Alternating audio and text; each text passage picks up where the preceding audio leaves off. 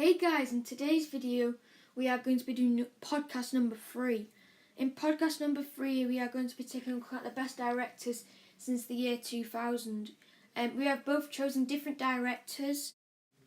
Okay, so I'm with Finn. So Finn, you can talk about your... So my director since 2000 is Peter Jackson, known for The Hobbit and Lord of the Rings. Probably his favourite 6 films since. The characters, Elijah Wood, is probably my main and best character. And Ian McKellen also been in X-Men, wasn't too keen on his performance. But yeah, Lord of the Rings, I think that's just the best film for him, really, Ian McKellen. He gives a lot of, more of a live performance to the camera. And finally Sam, one of the other main characters, very courageous character, knows what's going on between him and Gollum if you've seen the 3 films. So yeah. So Finn just cued Peter Jackson. Now the director of my choice is going to be Christopher Nolan. Christopher Nolan started off doing short films The Following, then he did Memento, Insomnia, got Batman Begins, The Dark Knight Rises, Inception. Inception's 2010, that's 2 years before Dark Knight Rises. And then you have in 2014 Interstellar. And up and coming in like a month or something, I think it is, we have Dunkirk coming out. So I just think Christopher Nolan, he just has to be the best director because he's so imaginative. Practically all of his stunts, his effects, obviously some of them, they can't all be, but like he choose practical effects over special effects any day. Like if you've seen Inception, at the end of Inception, towards going to the end of Inception, Joseph Gordon-Levitt has a scene in the hallway, and basically the wall twists, the room like kind of turns upside down, and he's like running on the wall. And what they actually did is got like a room and this crazy machine and twisted the room so they could actually do that. And he actually did it. It was on by like a clip wire instead of just editing it in or something like that. But yeah, I think Christopher Nolan is just in 15, 20, 30 years, how we talk of Steven Spielberg, James Cameron, Ridley Scott, our director then will be Christopher Nolan. It's just one of those directors where he's just special and he brings something new. So yeah, Finn, talk about Peter Jackson. Peter Jackson, moving on to the music now, and he picked Howard Shore with this great, fantastic music. Really brought to life the characters and the setting of the opening film. It's called A Hobbit's Tale. It's really good. Same for Hobbit there, really. Also in the main character of The Hobbit, we have Martin Freeman, who's also been in Civil War, the third Captain America film. And yeah, he just really gives a good performance towards the other elves and the dwarves. He really has a good friendship with his friend, also Ian McKellen, known as Gandalf. I think his friendship towards the other characters in the film just really sets the emotions of this film all together. So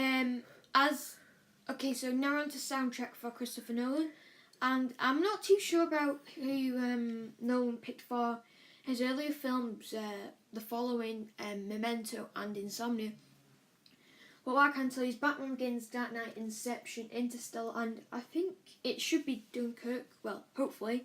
I'm pretty sure, I'm 99% sure in Dunkirk. It's Hans Zimmer. Hans Zimmer's done, what I said from Batman Begins. Hans Zimmer, I think him and Nolan work really well together because Nolan, he always puts a dark twist and a dark plot and everything. Like, I know Batman 89 is dark, what Tim Burton did to it, but it's more of a gothic dark. Whereas The Dark Knight is more of a realistic, gritty, real-life spectrum type of dark. And I think Hans Zimmer's soundtracks just work so perfectly for that, because Hans Zimmer's got a lot of bass in his scores and his soundtracks. So yeah, and the Inception score is brilliant, and so is Interstellar. In my opinion, the best part about Interstellar was the actual soundtrack for it. So yeah, they both have two great soundtracks. Yeah. So next, I'm going to get onto the plots which they come up with, and All right, yeah, the plot. Peter Jackson's plots. So are you talking about plot Story. holes? Oh, right, the story. Okay, yeah. Story. So it starts off with the opening scene of A Hobbit's Tale, as we know from the music of Howard Shore, and it's Bilbo's birthday, and we move on to there. We find out he has the ring from the beginning opening. Well, you would know from the Return of the King, when it's like sort of like a flashback when Gollum, known as Schmeagol, finds this ring at the bottom of the lake, and sort of turns into a golem, like sort of monster little creature. I think it's a really good. If he took part in this really good film, and I don't think there would be any evil to it in A Lord of the Rings if Gollum wasn't there, because he has this sort of like tinker, not like, I would say like Mischief. just like personality, mischief, yeah. Yeah, he's just really, really nasty sort of creature, yeah. And it moves on towards the end, and they're just making their way, because they're asking Bilbo to take the ring, because they find he's the strongest one, or he volunteers from the Elf City. And they just take their journey on from the Fellowship of the Ring, Two Towers, and finally The Return of the King, one of our favourite films and trilogies. And they destroy the ring. Spoiler alert, guys.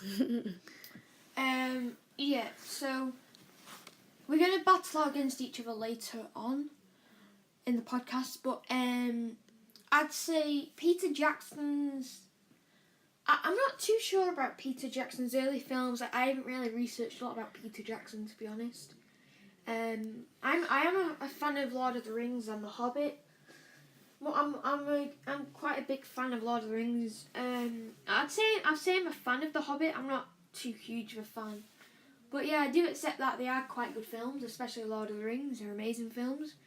But I'd say Christopher Nolan's plots are so much better, because Lord of the Rings and The Hobbit are based on a book. So, to be honest, I know Jackson probably did put a twist on it, and a lot of hard work went into it, and yeah. And it is still hard getting a character and a story, and even a script, from paper onto screen. But I think Nolan, like, his ideas of his first film, The Following, it took 2 years to make, and they could only film it at weekends. And even you can tell from The Following that it's just got a different style to films that were coming out then. And the budget was really low. I think it was something like £15,000 pounds sterling. And as you go on, the plots get better. Memento is basically about some it's just a story about basically forgetfulness. That's just in a nutshell. Yeah, Insomnia is about Al Pacino, a character who Al Pacino plays. His character is trying to solve a murder mystery, and at the same time there's a lot of weird stuff that goes on. He can't get enough sleep. There's a whole load of subplots which are great, and he basically shoots his partner, so he's dealing with the stuff that he's trying to catch a murderer, but he's kind of also a murderer, so yeah. And then that really impressed the audiences, and Nolan got Batman Begins. Batman Begins has got a really good plot. In my opinion, it's probably the second best Batman film ever. I'd rather watch Batman Begins any day over Batman 89. I just think Batman 89's got too much of a gothic, dark look for Batman. It went over the top, and I'm not too keen on the Tim Burton lighting. Yeah, The Dark Knight is probably it's probably the greatest superhero film ever made, to be honest, in terms of filmmaking. The story, the way that they tell the story by the cinematography is so amazing. The Dark Knight doesn't really have that much of a story to explain, but it's so great how the characters make and develop the story, especially the Joker. Heath Ledger's wonderful performance as the Joker is so good. And then we're going to Inception, which is also probably going to be a film which in 50 years will be the Citizen Kane of our generation, maybe. It's great. It's got so many subplots which hold itself together. The acting, the script, cinematography, everything in it is great. Such a legendary film. And then we're going to Dark Knight Rises. Dark Knight Rises has a lot of problems. It has quite a lot of plot holes. Like, for example, how Batman got out of... if you've seen it, though, he gets out of the pit in Gotham. And how he gets out of that is... It's all of it. It's got too many plot holes. I think the story develops too fast. It's a bit too... I think it should be a bit more slowed down. I think in places it's too fast and in other places it's too slow. Yeah, I agree with you, yeah. And then we're going to Interstellar. Interstellar, I think it is a good film. You couldn't say that it's not a good film, but it's the special effects and the story are all good. But I just think there's a couple of holes in it that just leak water out of the film. And Nolan's newest film, Dunkirk, which we haven't seen yet because it's not out. I think it's going to be a really good film. Probably not going to be his best. Probably won't be his worst. Might be his worst actually. I don't know. But yeah, Nolan's stories are very good. So next we are going to get onto... We're basically going to picture fight against each other. So, do you want to say something bad about Christopher Nolan? If you can. Christopher Nolan, I'd say Peter Jackson has more of a DOP, director of photography. I think the opening shots of Lord of the Rings are better than the Christopher Nolan films, such as Interstellar. I think it focuses more on the characters, not the actual scene that they're taking place in. Just another downer there, guys. But I think Peter Jackson for the opening shots of the Lord of the Rings, I think it's just more of a emotion side to the film.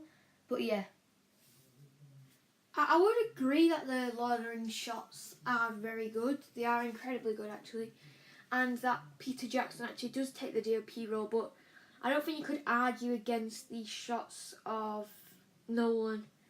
Whoever his DOP is, I'm not too sure, and the way that he directs that, and the cinematography. I'd say some of the cinematography in Dark Knight and Inception are some of the best in the last 20 years, maybe 30 years. And I would say Peter Jackson is definitely more of a DOP role, but Nolan is great. His cinematography in his films are great. Especially one scene that I love is this, if you haven't seen Inception, you should see it, it's a really good film. The spinning top at the end, it's so great. Yeah, it's just so great, that shot. It's loads of mystery, and then you have Hans Zimmer's soundtrack in the background. And yeah, and then the film just concludes and you have to make up your own decision about the film. So, next we are going to go on to basically just the whole idea of it's who actually makes the better film overall. This is going to end it now, but so Finn, who do you think makes a better film overall? I don't know. I think in some parts Christopher Nolan does a great job in terms of directing overall, as he is a director, but I think opening shots and soundtrack do it for Peter Jackson in the film of Lord of the Rings and The Hobbit. But I don't know. What do you think? In my opinion, I would go with Nolan, just based on originality, characters, his brother who sometimes writes a script. Yeah, two great directors, it's really hard to compete against. And it's two different types of genres of film, to be honest. Jackson has more of a fantasy, doesn't he? Yeah. Whereas Nolan has more gritty, dark, real life situations, if you get what I mean. So guys, two great directors, really hard to battle against each other in that one. But I hope you've enjoyed podcast 3. We're probably going to do another one of these soon, so comment and like down below. Also guys, if please, if you've seen this video, comment down below some questions which we could use for our podcast number 3 or 4, I think it might be. Yeah, we need questions of you guys for that. It could be about us, or it could be about film. Just ask us whatever questions you want, guys. Whatever questions you feel that you have about us. So yeah, Finn. Yeah, alright, we're going to end this video, guys, and I hope to see you soon for the next podcast. Alright, bye, guys. Bye.